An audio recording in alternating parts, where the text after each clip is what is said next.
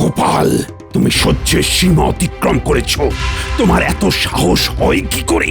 মহারাজ, আপনার অতিরিক্ত স্নেহই গোপালকে দুর্বিনীত করে তুলেছে। সেটাই দেখছি। এতদিন তুমি আমার ভালো মানুষই দেখেছো, এইবার তুমি দেখবে আমি কতটা নির্মম হতে পারি। আমার রাজ্যে কি আনন্দ হচ্ছে, কি বলবো। গোপাল, আমি কাল থেকে তোমাকে এই রাজসভায় দেখতে চাই না। যথা আজ্ঞা মহারাজ। মহারাজ, আমি কি একটা প্রশ্ন করতে পারি? পারো, বলো তোমার কি প্রশ্ন আছে, সেটা করে এই মুহূর্তে আমার সামনে থেকে চলে যাও। হ্যাঁ, আমি আমার উত্তর পেয়ে গেছি মহারাজ। কিন্তু তুমি তো কোনো প্রশ্ন করনি।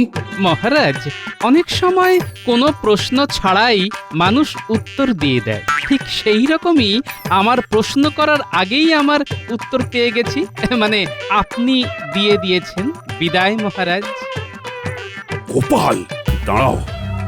তোমার ঔদ্ধত্য দেখে আমি আশ্চর্য হচ্ছি। তুমি আমাকে অপমান করার সাহস পাও কি করে? তোমার কি প্রশ্ন ছিল সেটা জানিয়ে যাও। আমার প্রশ্নটা খুবই নিরীহ মহারাজ।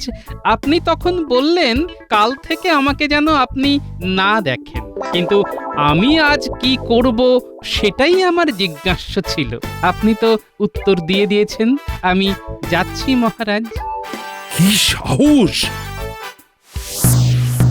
শুনুন শুনুন শুনুন, সমস্ত কৃষ্ণনগরবাসীর উদ্দেশ্যে মহারাজের ঘোষণা। সভাসদ গোপাল রাজসভা থেকে বহিষ্কৃত। মহারাজের সঙ্গে গোপালের কোনো সম্পর্ক নেই। রাজসভা সংক্রান্ত কোনো কাজের সাথে গোপাল আর যুক্ত নয়। শুনুন শুনুন শুনুন। মহারাজ পারলেন। অবশেষে মহারাজ পারলেন। ও, আজ যে কি আনন্দ হচ্ছে না, ভাষায় প্রকাশ করতে পারবো না। ওরে বাবা, সারা কৃষ্ণনগরের হাওয়া কি মধুর, কি শীতল লাগছে। দেখলেন তো মন্ত্রী মশাই, আমার গণনা কি নির্ভুল? দেখলাম। এবার যে কাজটা আমাদের করতে হবে সেটা হলো গোপালকে একেবারে পাত্তারি গুটিয়ে এই কৃষ্ণনগরের সীমানা থেকে দূর করে দিতে হবে। না থাকবে বাঁশ আর না বাজবে বাঁশি। আজ খুব নিশ্চিন্ত লাগছে। গিন্নি, আর এক মুহূর্ত এখানে থাকবো না। ঠিক আছে, তুমি এখানে থাকো, আমি চলে যাই। একা? হ্যাঁ, প্রথমে ভেবেছিলাম তোমাকে নিয়েই চলে যাব, তারপরে মনে হলো না, আমি কষ্ট করতে পারি, কিন্তু তোমাকে কষ্টের মধ্যে ফেলে দেওয়া উচিত না। বলি আমার এখানে একা থাকতে তো কষ্ট হবে গো। আচ্ছা তুমি যাচ্ছ কেন? রাজসভার কাজ গেছে গিন্নি, কিছু করে তো আমার গ্রাসাচ্ছাদন করতে হবে। তোমাকে খাওয়াবো কি, কিছু তো করতে হবে গিন্নি। একা একা যুদ্ধ করা যায়? এই দেখো, আমি কোথায় একা যুদ্ধ করছি? আমরা দুজনেই তো যুদ্ধ করছি। আর একটা কথা জানবে, জয় সব সময় সাহসীদেরই হয়। আমি তো তোমার কোনো খবর পাবো না গো, আমার তো চিন্তা হবে। কোনো চিন্তা করো না গিন্নি, মাথার ওপরে একটা ছাদের ব্যবস্থা করেই তোমাকে এখান থেকে নিয়ে যাব। আমি এখন একবার পুঁটিদের বাড়ি যাব, বুঝলে? তুমি ততক্ষণ আমার একটা থলেতে কিছু জামা কাপড় ভরে দাও। হ্যাঁ পুঁটি, জেগে আছিস? গোপাল দাদু না? হ্যাঁ, গোপাল দাদু, জেগে আছি। যাবার আগে তোদের সাথে দেখা করতে এলাম রে পুঁটি। তুমি চলে যাবে? কোথায় যাবে? কোথায় যাব তা তো জানি না, যেখানেই যাব আমাকে নতুন করে শুরু করতে হবে রে।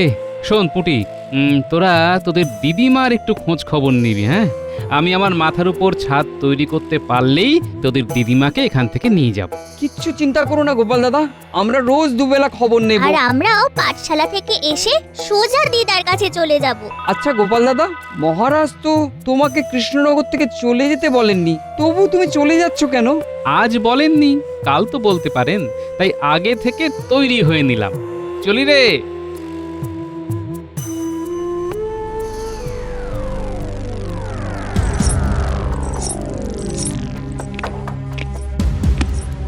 এ কি শুনলাম মহারাজ, আপনি গোপালকে আপনার সভা থেকে বহিষ্কার করেছেন? হ্যাঁ, তুমি ঠিকই শুনেছ। গোপালের অপরাধ? সীমাহীন। নিশ্চয়ই এই গুরুত্বপূর্ণ কাজটি আপনার মন্ত্রী করেছেন। তুমি কি মনে করো আমি আমার মন্ত্রীর কথায় চলি? আমার চোখ নেই, কান নেই, আমি শুনি না, দেখি না? কি হয়েছে তা জানি না মহারাজ, কিন্তু একটা কথা আপনাকে বলে দিলাম, গোপাল এমন কিছু করতে পারে না যার জন্য তাকে সভা থেকে বহিষ্কার করতে হয়। রানী, তুমি অন্ধ ভালোবাসার বশবর্তী হয়ে কথাগুলো বলছো। না, আমার ভালোবাসা অন্ধ নয় মহারাজ। আর আপনাকে একটা কথা জানিয়ে দিই, ঘুমন্ত রাজা আর জঘন্য মন্ত্রী একটা দেশকে শ্মশান করে দেয়। রানী, তুমি আমাকে ঘুমন্ত রাজা বললে? হ্যাঁ, আপনি ঘুমন্ত। আপনি আপনার চোখ খুলে ঘুমোচ্ছেন মহারাজ, তাই আপনার ঘুম ভাঙানো আমার পক্ষে সম্ভব নয়। রাজা হিসেবে আমি যা করেছি ঠিক করেছি।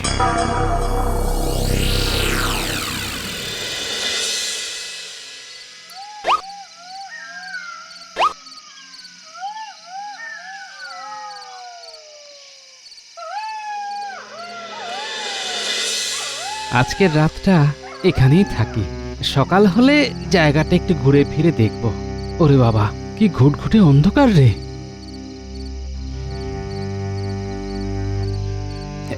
এই তো, এই দেখ, গাছের শুকনো ডাল পেয়েছি।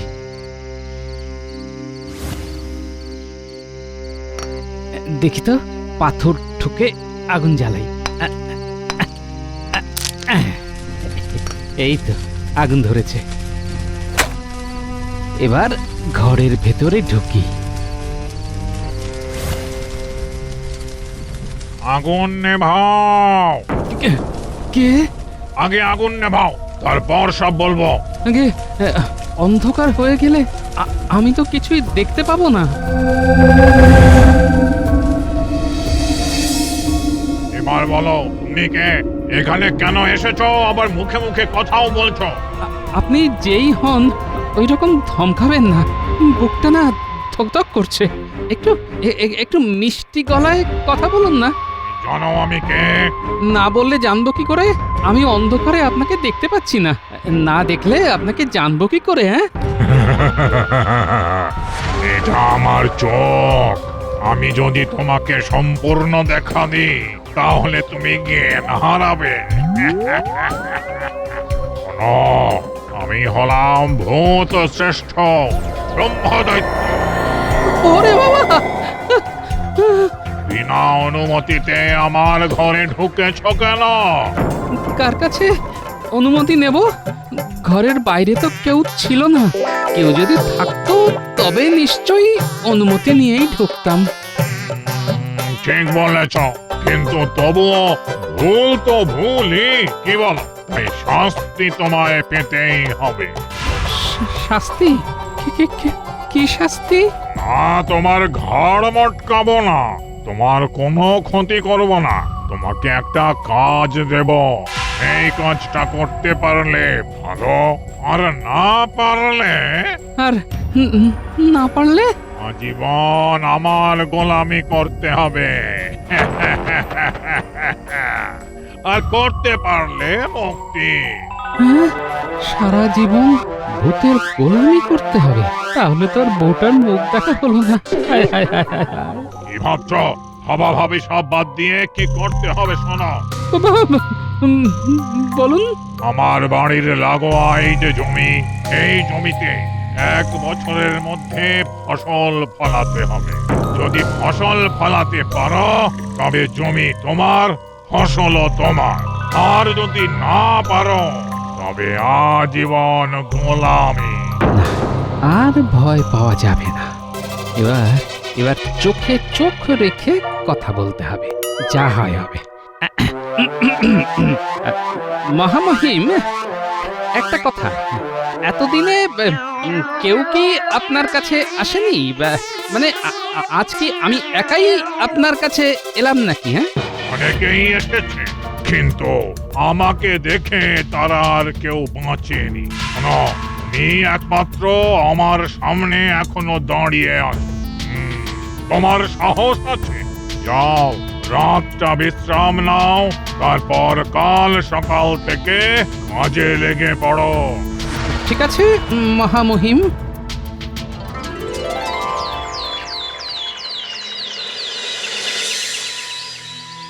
না না, কোনো চিন্তা করো না, আমরা সব সময় তোমার পাশে আছি। জানো দিদা, বাবা না বলেছে যে রাজ্যে গোপাল দাদা থাকবে না সেই রাজ্যে আমরাও থাকবো না। আচ্ছা দিদা, গোপাল দাদা এখন কি করছে বলো তো? এ জানে কোথায় রাত কাটালো, কোথাও থিতু হতে পারলো কিনা, কে জানে।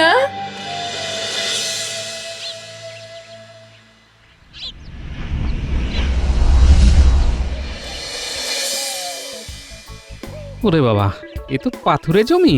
এখানে এখানে ফসল ফলাবো কি করে? আরে তাই তো।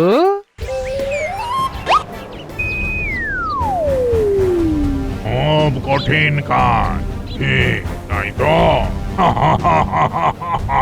পারবে না তো? তাহলে চলো আমার গোলামি করা শুরু করে দাও। না না না, সব ঠিক আছে। এটা কোনো কাজই নয়। আজ নয় মানে এই পাথরের জমিতে তুমি ফসল ফলাবে? পারবো না এই কথাটা আমার অভিধানে নেই। ঠিক আছে, দেখি 1 বছরের মধ্যে কিভাবে এই পাথরে জমিতে তুমি ফসল ফলাতে পারো। এবার আমার একটা শর্ত আছে যে মহামহিম। তোমারও শর্ত? আচ্ছা বলো শুনি, কি তোমার শর্ত?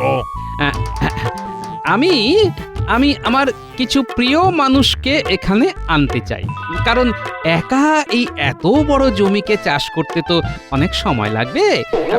মানে সবাই মিলে যদি কাজটা করা যেত তবে খুব ভালো হতো, বুঝলেন? তোমার শর্ত মানতেই পারি, কিন্তু তুমি পালাবার চেষ্টা করো না। তুমি আমার চোখে ফাঁকি দিয়ে কোথাও পালাতে পারবে না। কেন কেন পালাবো? কেন পালাবো? গোপাল ভাঁড় কখনো পালিয়ে বাঁচে না। হ্যাঁ, যার আছে বুদ্ধি তার হবেই হবে সিদ্ধি। হ্যাঁ, ঠিক আছে, তুমি যাও। ধন্যবাদ। বিজ্ঞানী, ও বিজ্ঞানী, ঘুমিয়ে পড়লে নাকি? আরে গোপালের গলা না? গোপাল, জেগে আছি, ভেতরে এসো।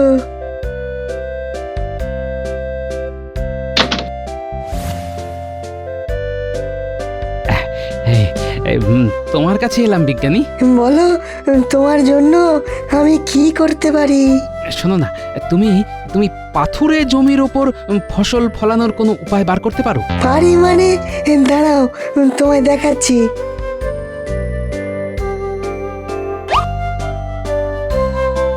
এই যে বয়ামের মধ্যে যে তরলটা আছে, এই তরলটা একটা বড় জল ভর্তি বালতির মধ্যে 2 ফোঁটা ফেলে দিয়ে সেই জল মাটিতে ছিটিয়ে দাও, তারপরে দেখো জাদু। ও আচ্ছা, এটা আমি নিতে পারি বিজ্ঞানী? তোমাকে আমার কিছুই অদেয় নেই গোপাল। আমি একটা কঠিন লড়াই লড়ছি, বুঝলে? সেই লড়াইয়ে আমার প্রিয় মানুষগুলোকে আমি পাশে চাই।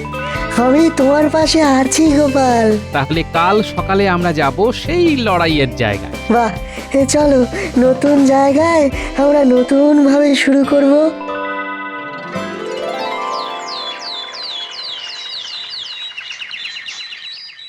মহারাজ, মহারাজ, মহারাজ গোপাল। কি কি করেছে গোপাল? গোপালের এত বড় সাহস! আগে আগে মন্ত্রী মশাই, গোপাল দাদা কিছু করেনি, শুধু চলে যাচ্ছে। আমাদের রাজ্যের সীমানা শেষে যে পাথুরে প্রান্তর আছে সেইখানে চলে যাচ্ছে। এই কে রে? আরে চলে যাচ্ছে তো ভালোই হচ্ছে। শুধু গোপাল দাদা তো যাচ্ছে না, সাথে অর্ধেক কৃষ্ণনগরও চলে যাচ্ছে। মানে আমাদের বিজ্ঞানী মশাইও তো দেখলাম গোপাল দাদার সাথে হাসতে হাসতে চলেছে, সাথে সভাকবিও আছে। এই মন্ত্রী, এসব কি হচ্ছে? গোপাল আমাদের সাথে এই সব করতে পারে না, কিছুতেই না। গোপালকে থামাতেই হবে। কাকে থামাবেন মহারাজ? গোপালকে? গোপালকে থামিয়ে কি হবে মহারাজ? যারা যাচ্ছে তারা স্বেচ্ছায় যাচ্ছে, এই যেমন আমিও যাচ্ছি। রানী, কি বলছো কি তুমি? তুমি এখান থেকে চলে যাবে? না না না না না, এ হতে পারে না। না মহারাজ না, আপনার কাছে আর এক মুহূর্তও নয়। একটা সহজ কথা যে সহজভাবে নিতে পারে না, তার কাছে আর যাই হোক থাকা যায় না। চলি, ভালো থাকবেন। চলো দাসী।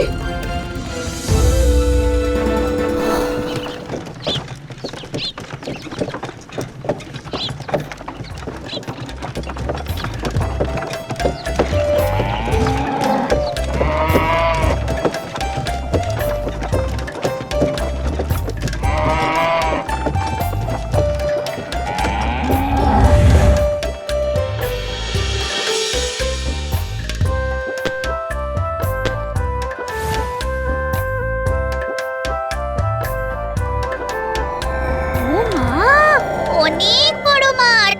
ও কি আনন্দ হচ্ছে! এখানে কিন্তু খুব খেলা যাবে। তোমাদের তো দেখছি খুব সাহস। ও মা গো, এটা কে? আমি ব্রহ্মদৈত্য। এখানে তোমাদের কে এনেছে? আমাদের গোপাল দাদু। তোমাদের গোপাল দাদু আর কি বলেছে? বলেছে আমরা সবাই একটা নতুন জায়গায় থাকবো। আমাদের রাজ্যের রাজা কৃষ্ণচন্দ্র রায় গোপাল দাদুকে তার রাজ্য থেকে তাড়িয়ে দিয়েছেন। তার মানে তোমাদের গোপাল দাদু দোষ কিছু নিশ্চয় করেছে। আমাদের গোপাল দাদু কোনো অন্যায় করেন না। মহারাজ ভালো না বাসলে কি হবে? আমাদের রাজ্যের রানীমা আমাদের গোপাল দাদুকে খুব ভালোবাসেন। তিনি তো আমাদের সাথে এখানে এসেছেন। রাজসভার বিজ্ঞানী আর ওই সভাকবি তারাও গোপাল দাদার সাথে এখানে। তারা সবাই বলেছে আমরা সবাই মিলে এই জায়গাটাকে তৈরি করব। সবাই মিলে জায়গাটা তৈরি করবে? এই পাথুরে জমিতে ফসল ফলাবে? পারবে করতে? দেখা যাক।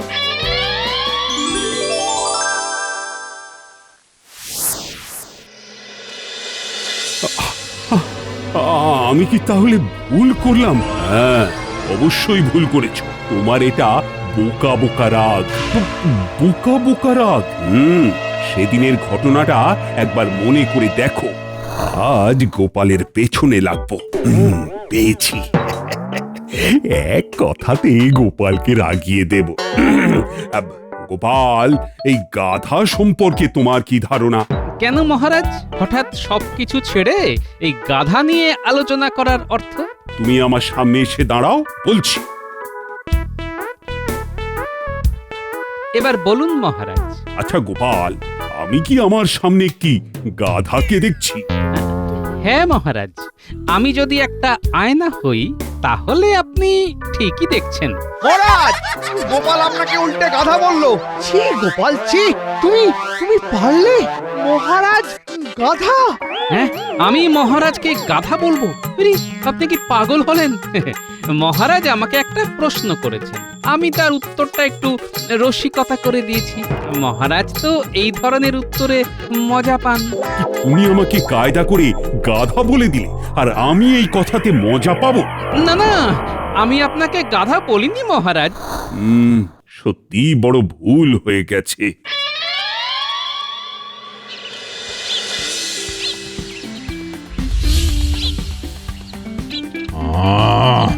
শান্তি, খুব শান্তি। পাখি ডাকছে, চারিদিকটা কি সুন্দর লাগছে। গোপাল, তুমি অসাধ্য সাধন করেছো। আগে এসব আমার একার দ্বারা হয়নি, আমরা সবাই এক হয়ে কাজ করেছি বলেই এটা সম্ভব হয়েছে। আর তার উপর আমার রানীমার পায়ের ধুলো পড়েছে।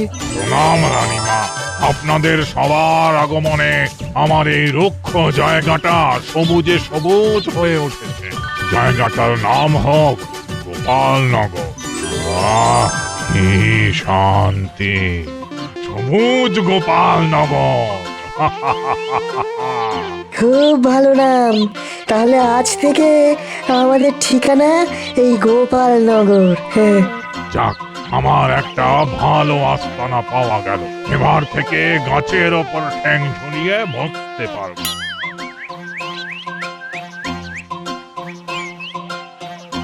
গোপাল, আমি আর মন্ত্রী তোমার কাছে ক্ষমা চাইতে এসেছি।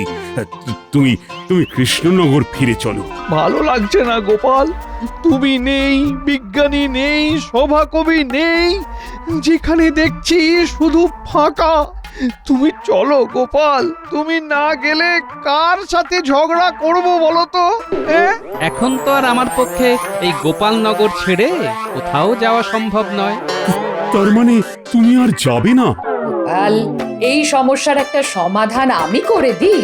ঠিক আছে রানীমা। গোপাল, তুমি প্রথম 6 মাস এই গোপালনগরে কাটাবে, আর পরের 6 মাস তুমি কৃষ্ণনগরে। রাজি? রাজি। জয় গোপালের জয়, জয় গোপালের জয়।